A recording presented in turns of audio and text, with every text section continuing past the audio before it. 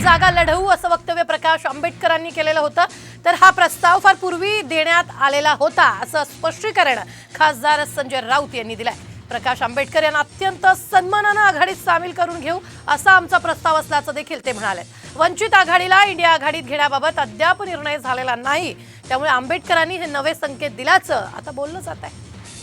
सेनेचं काँग्रेसबरोबर, सेनेचं NCP बरोबर किंवा NCP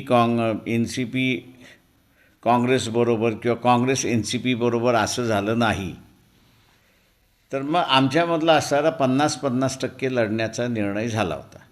म्हणजे 48च्या 24 जागा आम्ही लढणार, 24 जागा ते लढणार। हे एक मोघम अंडरस्टँडिंग ज्याला आपण म्हणतो, ते मोघम अंडरस्टँडिंग आमचं झालेलं आहे। नक्कीच अशा प्रकारचं एक प्रपोजल हे पूर्वी बाळासाहेब आंबेडकरांनी उद्धव ठाकरे यांना पाठवलंय की जर महाविकास आघाडीची युती होणार नसेल, म्हणजे एकत्र येणार नसेल, तर आपण 24 जागा लढवू, हे सुरुवातीचं त्यांचं प्रपोजल आहे।